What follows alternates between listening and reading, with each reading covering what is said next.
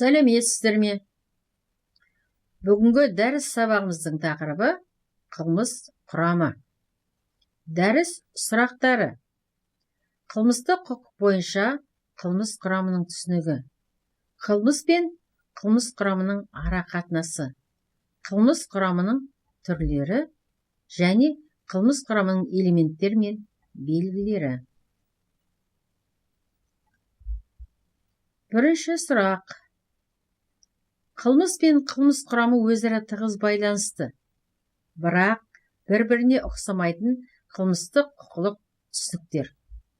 Олардың өзара мазмұны да, бағыты да әртүрлі. Жоғарыда айтқандай, қылмыс туралы ұғым Қылмыстық кодекстің 9 бабында берілген. Осы баптағы анықтамадан көрінгендей, қылмыс дегеніміз адамның әлеуметтік құқылық, қоғамға қауіпті, құқыққа қайшы секілді міндетті белгілерінің жиынтығынан туатын ерекше іс-әрекет болып табылады. Қылмыстың жалпы түсінігі сол қылмыстың заңдылық сипаттамасын беріп қана қоймай, оның әлеуметтік саяси мәнінің де ашып көрсетеді.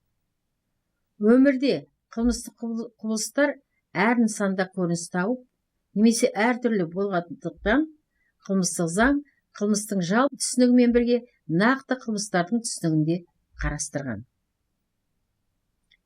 Қылмыстың жалпы түсінігі барлық қылмыстарға тән. Оның белгілері Қазақстан Республикасы Қылмыстық кодексінде көрсетілген жеке қылмыстар түрінде нақтыланып, оның дамуын табады. Қылмыстық заңда сипатталған әрбір қылмыс, яғни қылмыс құрамы, өзінің ерекше белгілерімен сипатталады.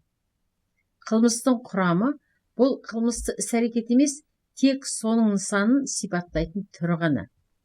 Ол нақты қылмыстың заңды сипаттамасы, жеке нақты қылмыстың заңдылық түсінігі. Егер қылмыстың түсінігінде барлық қылмыстарға тән белгілер, қоғамға қауіптілік, құқыққа қайшылық, кінәлілік және жазаланушылық аталған болса, ал қылмыс құрамында іс-әрекеттің қоғамға қауіптілігін білдіретін нақты қылмыстардың міндетті белгілерінің жиынтығын есепке алады. Қоғамға қауіптілік қылмыс құрамының емес, қылмыстың белгісі болып табылады. Осы екі қылмыстық құқылық түсініктердің бағыты да әртүрлі. Нақты қылмыстың құрамы қылмыстық жауаптылықтың негізі болса, ал жалпы қылмыстың түсінігі нақты қылмыс құрамының заңдылық базасын жасаудың, қылмыстық құқықта оның құқылық, әлеуметтік, саяси табиғатын түсіндірудің қажеттілігінен туындайды. Қылмыстық құқық теориясында, оқулықтарда қылмыс құрамының жалпы түсініктері кеңінен қолданылады. Жалпы және нақты қылмыстың құрамының түсінігі жалпы қылмыс түсінігіне қарағанда заңдылық ұғым емес, ғылыми ұғым болып табылады.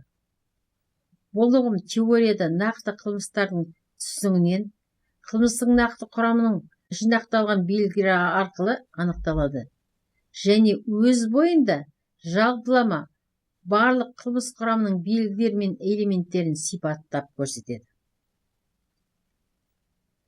Нақты қылмыстың құрамы нақты қылмысқа тән белгілерді көрсетеді деп жоғарыда атап өттік. Бірақ әрбір қылмыс құрамында барлық қылмыстардың құрамына тән жиынтығында қылмыс құрамының жалпы түсінігін құрайтын, яғни кез келген қылмыстар құрамының жалпы белгілерін белгілейтін белгілері бар.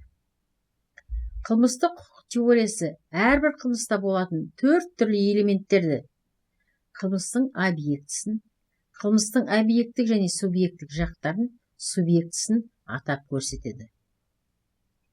Осы белгілерге орай кез келген қылмыстың құрамы осындай 4 түрлі топтағы элементтерге бөлінеді.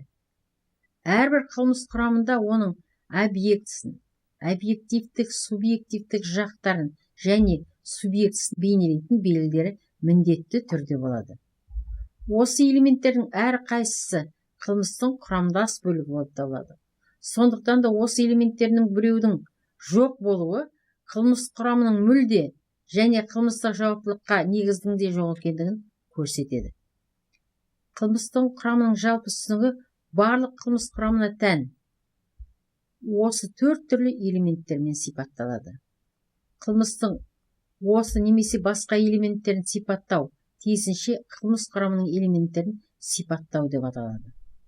Мысалы, қылмыстың субъективтік жағының белгілерін сипаттау қылмыс құрамының субъективтік жағы болып аталады. Қылмыстың объектісі деп сол қылмыстық қиянаттың неге бағытталғанын, оның қандай зиян келтіретіндігін немесе келтіруге нысан алғандығын көрсетеді. Қылмыстың объектісі заң қорғайтын қоғамдық қатынастар болып табылады.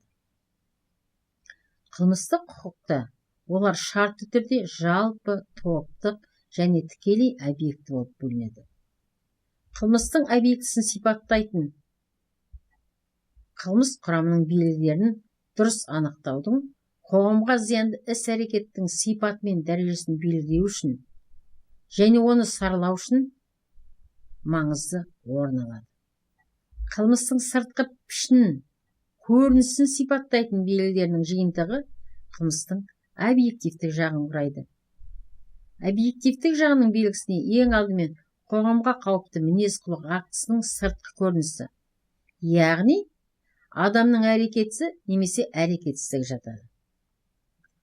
Қоғамға қауіпті әрекет немесе әрекетсіздіктің нысандары мен түрлері қылмыстық заң тұжырымдарында әртүрлі және жан-жақты. Біршама қылмыс құрамының объективтік жағы әрекет немесе әрекетсіздіктен басқа қылмыстың зардабы және іс-әрекеттің зардаппен себепті байланысын көрсетеді. Көрсетілген белгілерден басқа заңда кейбір қатынастардың объективтік жағын сипаттауда оның міндетті белгілеріне уақыт, орын, жағдай, қылмыстың жасалу тәсілдері де жатады. Қылмыстарды ажыратып жіктеуде, оның қоғамға қауіптілігінің дәрежесін белгілеуде, қылмысты саралауда объективтік жақтың осы белгілерінің маңызы зор. Қылмыстың субъективтік жағының белгілеріне қылмыстың ішкі жағын құрайтын белгілері, яғни адам істеген қоғамға қауіпті іс-әрекетпен психикалық қатынас сипатталады. Субъективтік жақтың белгілеріне кінә, ниет және мақсат жатады.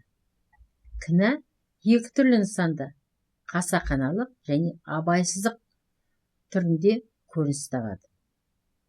Субъективтік жағынан бір қылмыстар қасақаналықпен, екінші біреулері абайсыздықпен, үшінші біреулері қасақаналықпен де абайсыздықпен де жасалуы мүмкін. Кінәнің нысанының көпшілігі қылмыстық заңның өзінде тікелей ашып көрсетіледі.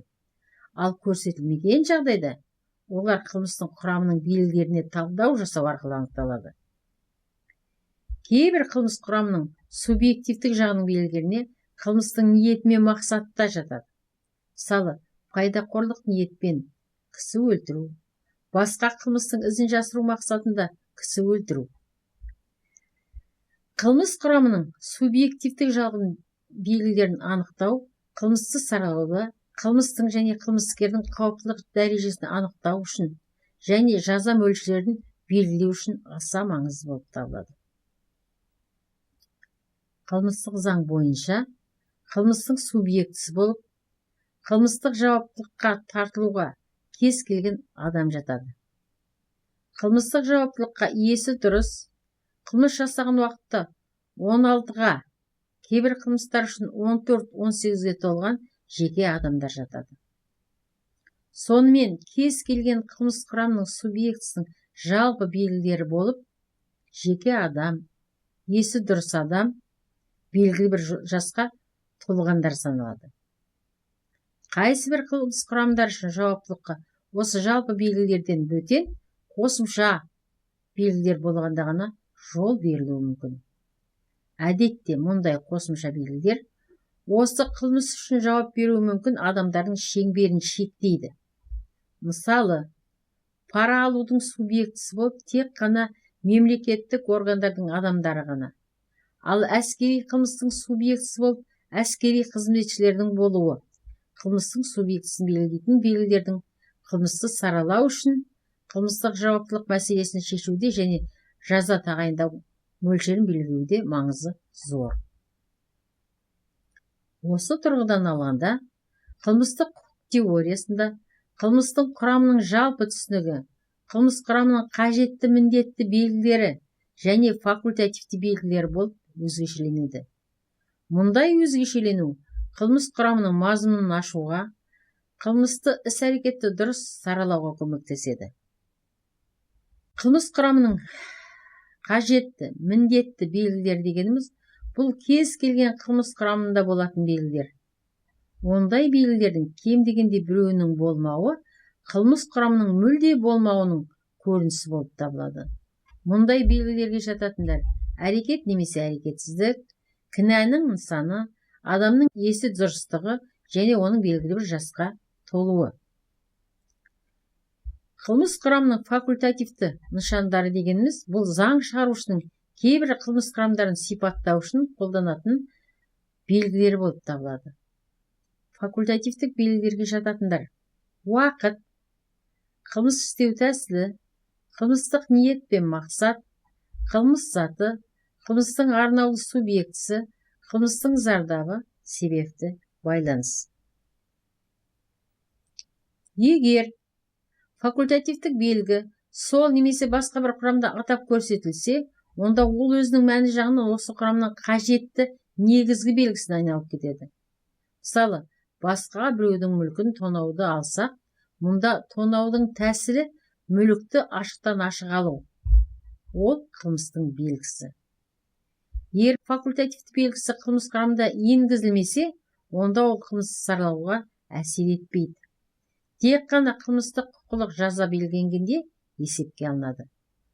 Мысалы, қызметшінің құжаттарды қолдан жасауы, қылмысты саралауда оның қандай тәсілмен, қандай құралмен істегенін есепке алынбайды. Бірақ қолданған тәсіл, мақсат, жаза тағайындалғанда сөз жоқ есептеледі. Қылмыс құрамының жалпы түсінігінің ол туралы ілімінің заңдылықты сақтауды нығайтудағы маңызы орасан зор. Қылмысты дұрыс саралау үшін нақты қылмыс құрамдарының белгілерін тиісінше дұрыс түсіну қажет. Осындай әдіс қылмыс құрамының жалпы белгілерін білуге жәрдемдеседі. Ал қылмыс құрамының жалпы түсінігі нақты қылмыс құрамын қатесіз табудың аса қажетті сатысы болып табылады.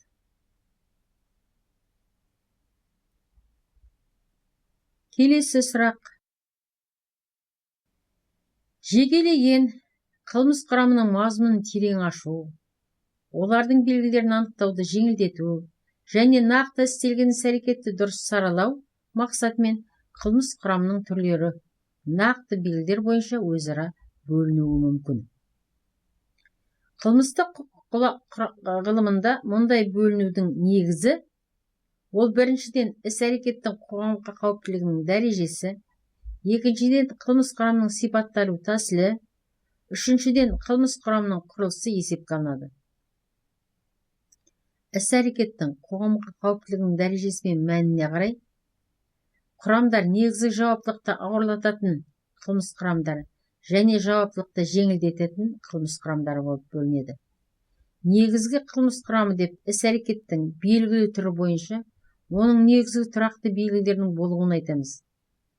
Негізгі қылмыс құрамында қылмысты ауырлататын немесе жеңілдететін жағдайлар көрсетілмейді. Мысалы, қылмыстық кодекстің 99 бабының 1 бөлігіндегі құрам негізгі құрамға жатады. Ол кісі өлтірудің жайы түрі ғана, яғни ауырлататын және жеңілдететін жағдайлар айтылмаған. Егер қылмыс құрамында осы іс-әрекеттің негізгі белгілерінен басқа жауаптылықты жеңілдететін жағдайлар көрсетілсе, онда мұндай қылмыс құрамы жауаптылықты жеңілдететін қылмыс құрамы деп атайды. Мұндай қылмыс құрамында жан күйзелісі жағдайында орын алған кісі өлтіру жатады. Негізгі белгілермен бірге жауаптылықты ауырлататын жағдайлар көрсетілген қылмыс құрамы сараланған қылмыс құрамы деп аталады. Сондай-ақ қылмыс құрамына заңнамада көрсетілген адамды ауыр қылмыс істеді деп айыптап жала жабу да жатады. Мысалы, ұрлықты ауырлататын жағдайлар адамдар тобының алдында сөз байласу бойынша бірнеше рет жасалған жағдайлар. Қылмыс құрамының сипатталу тәсіліне қарай құрам жай қылмыс құрамы, күрделі қылмыс құрамы және балама қылмыс құрамы деп аталады. Яғни бөлінеді. Жай құрам дегеніміз қылмыс құрамының белгілерінің біркелкі болуы, яғни оның бір ғана объектісі, бір ғана объективтік жағы болуы. Күрделі қылмыс құрамы дегеніміз қылмыс құрамы элементтерінің бірінің күрделенуі. Мысалы, объектісінің объективтік жағының, субъектісінің субъективтік жағының. Мысалы, екі объектіге бірдей қол сұғу. Ондай қылмысқа, мысалы, қарақшылық жатады. Кінәнің екі түрлі нысаны бойынша жасалатын қылмыстар. Онда, мысалы, қасақаналықпен де, абайсыздықпен де жасалуы мүмкін. Балама құрам деп қылмыстық кодекстің бабында диспозициясында көрсетілген әрекеттердің біреуін істегендікті айтамыз. Мысалы, есірткі заттарды немесе жүйкеге әсер ететін заттарды заңсыз дайындау, сатып алу, сақтау, тасымалдау, жөнелту немесе сату. Қылмыс құрамының құрамына қарай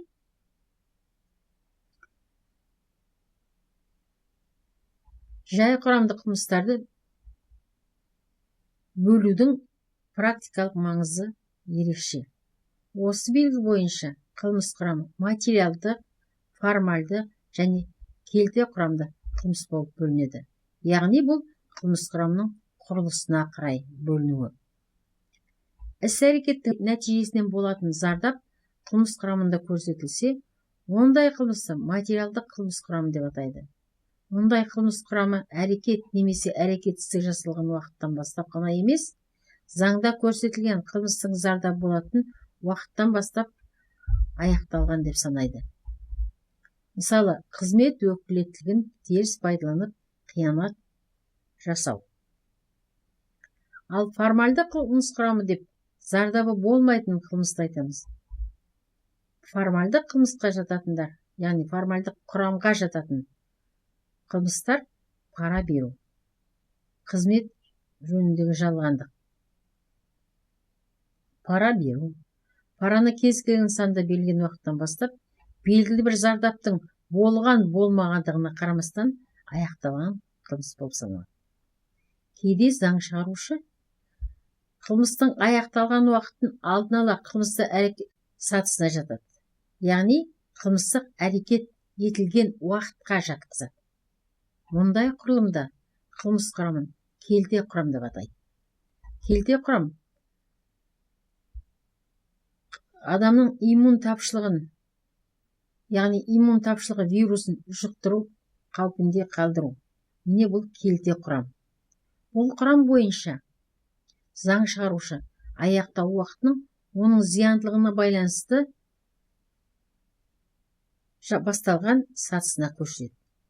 Яғни бұл қылмыспен аталған адамдардың жәбірленуші осы аурудан жұқтырған уақыттан бастап емес, оларға осы ауруды жұқтыру қаупін туғызған уақыттан бастап анықталады. Яғни ол аурумен ауырды ма, ауырмады ма, бірақ оған ондай қауіп туғызды. Сондықтан бұндай қылмыстар келте құрамды қылмыстар мысалы бола алады. Келте құрамды қылмыс құрамына бандитизм де жатады. Бұл қылмыс ұйымдастырылған уақыттан бастап біткен, яғни аяқталған қылмыс деп есептелінеді. Міне осы қоғамдық қатынастар қылмыстың объектісі болып табылады. Қылмысты саралау үшін де қылмысқа қол сұғу затының маңызы ерекше зор. Кейбір жағдайларда қылмыс затының құны, бағасы қылмысты саралауға тікелей әсер етпейді. Ал кейбір жағдайлар әсер етуі де мүмкін. Мысалы, ірі мөлшердегі, аса ірі мөлшердегі зиян, ұрлықтың, мүлікті ысырап етудің дұрыс саралануына тікелей әсер етеді. Ал кейбір жағдайдар қылмыс затының құрамының өзіне ұқсас қылмыстарды бір-бірінен ажыратуға, қылмыстық әрекетті қылмысты емес әрекеттен ажыратуға тікелей әсер етеді. Мысалы, атыс қаруын ұқыпсыз сақтау қоғамдық қауіпсіздікке қарсы қол соғуды құрайды. Ал аңшылық мылтығын ұрлау мешке қарсы қылмыс құрамы болып табылады. Қылмыс затының мәні оның ерекшелігі жазаның көлеміне де әсер етеді. Құжаттарды қолдан жасаған үшін жаза тағайындағанда құжаттың құндылығы есепке алынады. Құжат аса маңызды болса, соған орай жазада қатаңырақ болып белгіленеді.